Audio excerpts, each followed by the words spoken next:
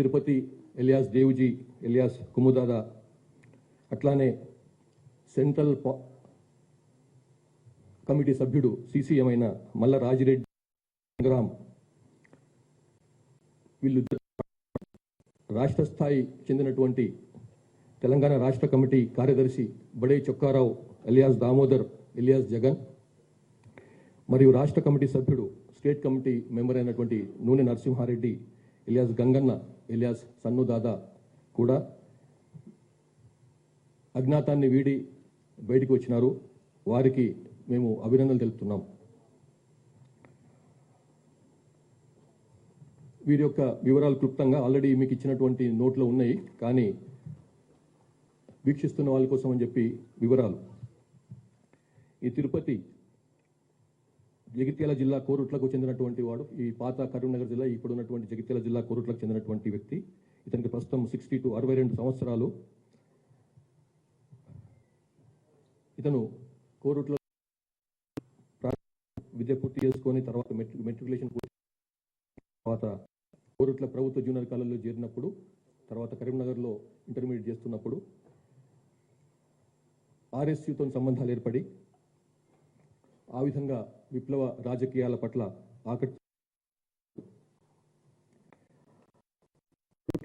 RSU town అధ్యక్షునిగా, తర్వాత Karimnagar RSU town అధ్యక్షునిగా బాధ్యతలు నిర్వహించినాడు.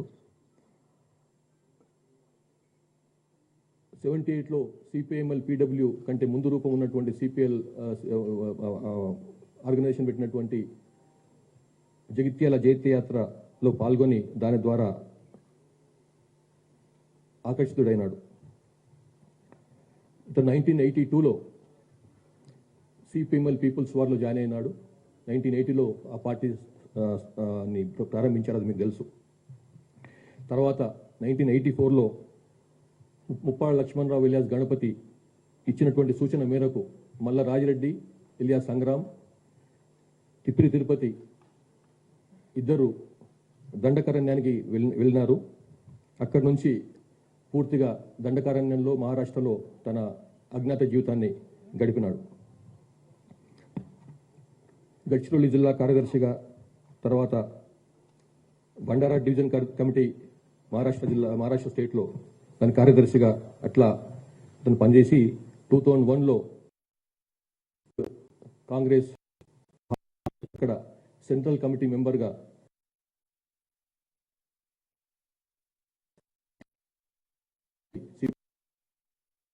దానికి అయినాడు. 2017లో సెంట్రల్ మిలిటరీ కమిషన్ పూర్తి ఇన్ఛార్జిగా బాధ్యతలు నిర్వహించి ఇప్పటికీ అదే బాధ్యతలో ఉన్నాడు.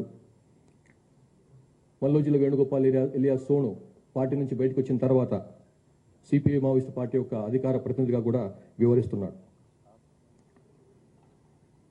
ప్రస్తుతం పోలిట్ బ్యూరో మెంబర్గా సెంట్రల్ మిలిటరీ కమిషన్ ఇన్ఛార్జిగా ఉంటూ అజ్ఞాతం నుంచి బయటకు వచ్చినాడు. తర్వాత మళ్ళా రాజిరెడ్డి, వీరిది శాస్త్రులపల్లె గ్రామం, మంథని మండలం, పెద్దపల్లి జిల్లా, పాత కరీంనగర్ జిల్లా. ఇతను సెంట్రల్ కమిటీ సభ్యుడిగా పనిచేస్తూ ఉన్నాడు. ఇతను నార్మల్ వ్యవసాయ కుటుంబానికి చెందినవాడు. 1975లో రత్నమ్మ తన భార్యను పెళ్లి చేసుకున్న తర్వాత ఆమెతో పాటుగానే ఆమె కూడా అయినంబడే పార్టీలోకి వెళ్ళిపోయింది. తర్వాత ఆమె ఛత్తీస్గఢ్లో జరిగినటువంటి ఎన్కౌంటర్లో 1998లో మరణించింది. ఇతను 71లో ఇంటర్మీడియట్ పూర్తి చేసి 1974లో ఆర్ఎస్యులో జాయిన్ అయినాడు.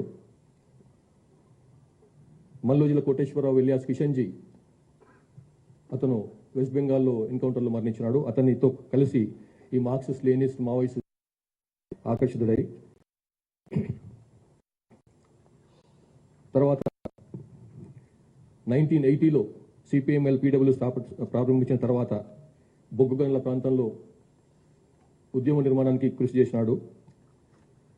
1988లో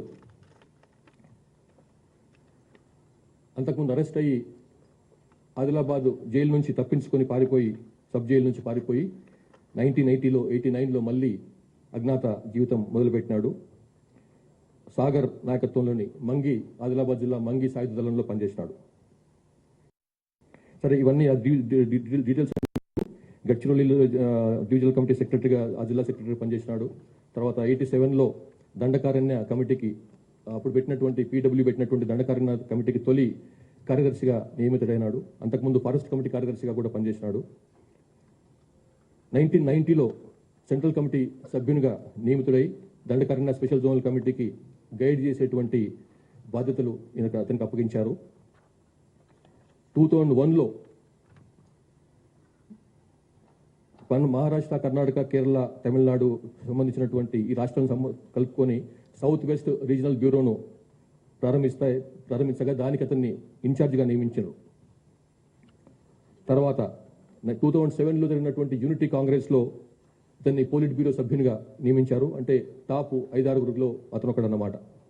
2007లో కేరళ రాష్ట్రంలో సంస్థాగతపరమైనటువంటి కార్యక్రమాల కోసం పోయినప్పుడు అక్కడ అరెస్ట్ అయినాడు. జైలు నుంచి విడుదలైన తర్వాత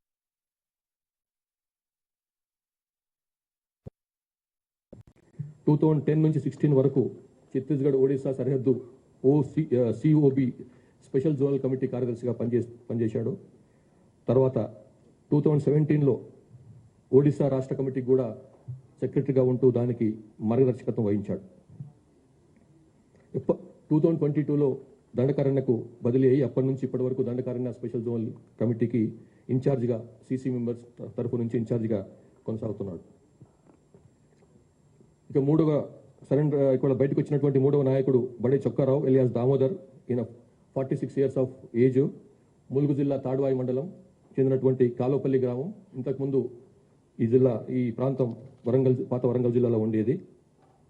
ప్రస్తుతం అతను తెలంగాణ స్టేట్ కమిటీ సెక్రటరీగా బాధ్యతలు నిర్వహిస్తున్నాడు. ఇతను కాలోపల్లికి చెందినటువంటి 10 ఎకరాల తండ్రికి 10 ఎకరాల భూమి ఉన్నది. ఆయన ఫ్యామిలీలో కొంత ఇతని కజిన్ తర్వాత బ్రదర్స్ కూడా కొంత ఈ విప్లవ పార్టీల పట్ల అనుకూలత చూపించిన వాళ్ళు. బడే నాగేశ్వరరావు ఇతని కజిన్ ఎలియాస్ ప్రభాకర్ ఎన్కౌంటర్లో కూడా మరణించినాడు. దామోదర్ బయకపేట తర్వాత రాయనగూడెంలో ఉన్నత పాఠశాలలో చదివి గోవిందరావుపేట ప్రభుత్వ కళాశాలలో ఇంటర్మీడియట్ పూర్తి చేసుకున్నాడు. 96లో 10th క్లాస్ అవుతున్నప్పుడే ఆర్ఎస్ యూత్ పట్ల ఆకర్షితుడై అందులో పనిచేసి ఆర్ఎస్లోకి జాయిన్ అయినాడు. తర్వాత అజ్ఞాతంలోకి వెళ్ళిపోయి ఏటూరు నాగారం మహాదేవ్పూర్ ప్రాంతం దళంతో తన అజ్ఞాత జీవితాన్ని ప్రారంభించాడు. తర్వాత ఏటూరు నాగారం మహాదేవ్పూర్ కార్యదర్శిగా పనిచేసిండు. ఖమ్మం, కరీంనగర్, వరంగల్ డివిజనల్ కమిటీకి సభ్యుడిగా కూడా పనిచేసిండు. తర్వాత 2007లో ఈస్ట్ డివిజన్ కమిటీ కార్యదర్శిగా కూడా నియమించబడ్డాడు. 2015లో తెలంగాణ స్టేట్ కమిటీలో సభ్యునిగా నియమించబడి 2019లో తెలంగాణ రాష్ట్ర కమిటీ మిలిటరీ అఫైర్స్ కూడా అతను ఇన్ఛార్జిగా వ్యవహరిస్తున్నాడు. 2025 జనవరిలో తెలంగాణ రాష్ట్ర కమిటీ సెక్రటరీగా నియమించబడి ఇప్పటి వరకు ఆ బాధ్యతలు నిర్వహిస్తున్నాడు. Nune Narasimhareddy alias Ganganna, alias Rahul, alias Annudada. ఈయనకి 62 ఏళ్ల వయసు. ఆంధ్రప్రదేశ్ రాష్ట్రంలోని గుంటూరు జిల్లా కాకమాన మండలం వల్లూరు గ్రామానికి చెందినవాడు. ఇతను దండకారణ్య స్పెషల్ జోనల్ కమిటీలో ఉన్నాడు. పొలిటికల్ ఎడ్యుకేషన్ వ్యవహారాలు చూస్తుంటాడు. ఇతను బీఎస్సీ పూర్తి చేసిన తర్వాత నరసరావుపేటలో ఎల్ఎల్బి కోసం అని చెప్పి గుంటూరులో చదువుతూ ఆర్ఎస్యు కలాపాల పట్ల ఆకర్షితుడైపోయి యూజీ అయిపోయినాడు. 1919లో దుర్గిదళంలో పనిచేశాడు. అట్లానే ఇంకా రకరకాలుగా డిఫరెంట్. కానీ 2002లో అతను విజయవాడలో మళ్ళీ 2004లో బయటకు వచ్చి మళ్ళీ ఆ టైంలో 2004లో జరిగినటువంటి చర్చల కార్యక్రమంలో అప్పుడే రాష్ట్ర ప్రభుత్వానికి సిపిఎంఎల్ పీడబ్ల్యూకి మధ్య జరిగినటువంటి చర్చలలో అతను ఆ చర్చలకు ఉన్నటువంటి మెయిన్ సభ్యులకు సహకరించాడు. తర్వాత మళ్ళీ యూజీ అయిపోయిన తర్వాత పొలిటికల్ ఎడ్యుకేషన్ టీంలో పనిచేసిండు. Scope sub committee of political education, sub committee and political education అంటారు, దాంట్లో పనిచేసిండు. తర్వాత 2008లో స్టేట్ కమిటీ అయిన తర్వాత మెంబర్ అయిన తర్వాత బీహార్ జార్ఖండ్ ఏరియాలో పనిచేస్తున్నప్పుడు 2010లో బొకారోలో అరెస్ట్ అయినాడు. 2014లో మళ్ళీ విడుదలైన తర్వాత అక్రాజ్ హరగోపాల్ ఇలియాస్ సాకేత్తో కలిసి తర్వాత మళ్ళీ ఆయన చెప్పినందువలన మళ్ళీ మోటివేట్ అయ్యి మళ్ళీ పార్టీలో అజ్ఞాతంలోకి వెళ్ళిపోయినాడు. 2025లో ఇతన్ని తెలంగాణ రాష్ట్ర కమిటీకి బదిలీ చేయగా అప్పటి నుంచి ఇప్పటి వరకు అతను ఆ బాధ్యతలో ఉన్నాడు. 21 అక్టోబర్ 2025 రోజు పోలీసు అమరవీరుల సంస్కరణ సందర్భంగా గౌరవ ముఖ్యమంత్రి తెలంగాణ ముఖ్యమంత్రి శ్రీ రేవంత్ రెడ్డి గారు ఇచ్చినటువంటి పిలుపు మేరకు చాలామంది బయటకు వస్తున్నారు. అజ్ఞాతం వీడి తెలంగాణ అభివృద్ధిలో భాగస్వామ్యం కమ్మని చెప్పి వారు అప్పుడు పిలుపునిచ్చినారు. సరే వాళ్ళు బయటకు వచ్చిన దానికి వేరే కొన్ని కారణాలు చూపించినాము, అందులో క్లియర్గా ఉన్నాయి, మీరు చూసుకోవచ్చు. తెలంగాణ ప్రభుత్వం తరఫు నుంచి ఏదైతే పునరావాసం పథకం మనం ప్రారంభించినామో 1993 ఆ టైంలో, దాంట్లో ఏదైతే వీరికి రివార్డ్ రావాలనో పునరావాసానికి సంబంధించినటువంటి అంశాలు అయితే ఉన్నాయో అవన్నీ కూడా వారికి ఇవ్వబడతాయి. ఇప్పుడు ఇందులో స్పెషల్ ఇంటెలిజెన్స్ బ్రాంచ్ ఐజీగా ఉన్నటువంటి శ్రీమతి సుమతి గారు, వారి టీం చేసినటువంటి అద్భుతమైన కృషి కారణంగానే వీళ్ళందరూ బయటకు వచ్చినారు. వాళ్ళని మెల్లమెల్లగా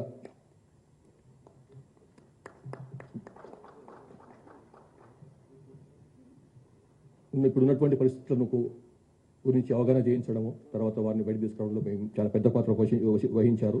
అట్లాగే వారికి ఐడీజీ ఇంటెలిజెన్స్ విజయ్ కుమార్ గారు కూడా నా యొక్క అభినందనలు.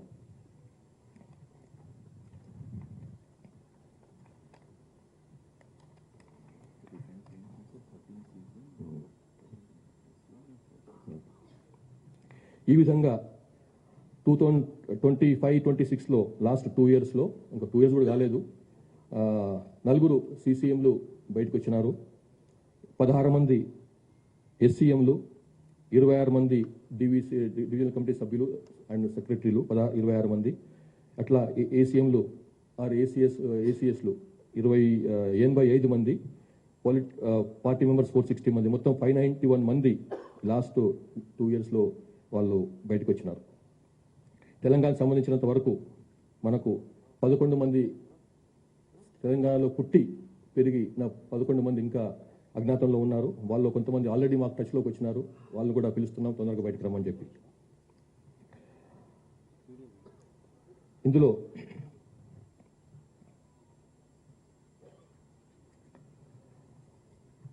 మళ్ళొకసారి రాష్ట్ర ముఖ్యమంత్రి గౌరవ ముఖ్యమంత్రి రేవంత్ రెడ్డి గారు ఇచ్చినటువంటి ఉన్నటువంటి వాళ్ళు తెలంగాణకు సంబంధించిన వాళ్ళు తొందరగా బయటకు వచ్చి ఈ ప్రధాన స్రవంతిలో ప్రధాన జనవాహినిలో కలవాలని చెప్పి మరొకసారి పిలుపునిస్తున్నాను. తెలంగాణ కోసం అని చెప్పి కాన్స్టిట్యూషనల్ మీన్స్లో, లీగల్ మీన్స్లో పనిచేయాలని చెప్పి వాళ్ళని కోరుతున్నాను. Thank you very much. yes ma'am, India, okay, ठीक है.